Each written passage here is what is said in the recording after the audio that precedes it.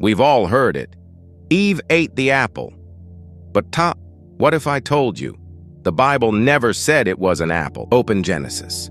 No mention of apple, just the fruit of the tree of the knowledge of good and evil. So how did we get this idea? Where did the apple come from? It started with a Latin mistranslation. The word malum means both evil and apple. Over time, people connected the forbidden fruit to the apple, but that was never the original idea.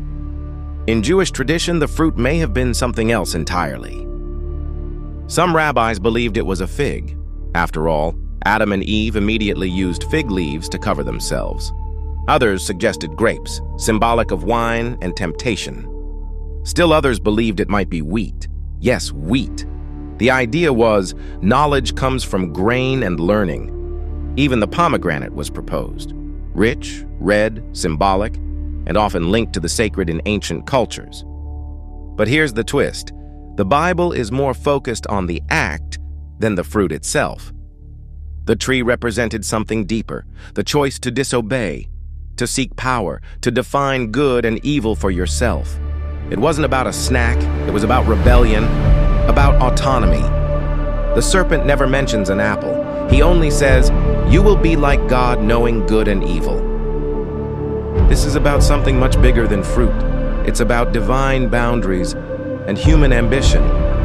Some scholars even wonder, was the tree literal or a metaphor? Could it have been a symbol of moral awakening, of consciousness? Maybe Eden wasn't just a place, but a state of being.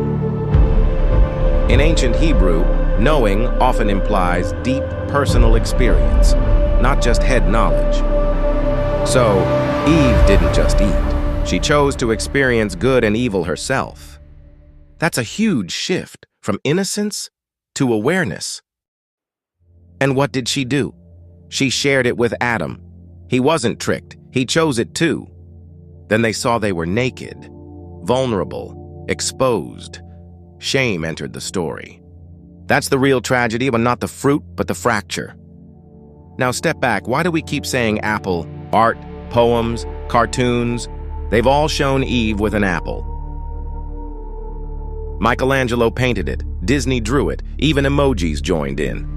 But none of them were basing it on scripture. They followed tradition, not the text.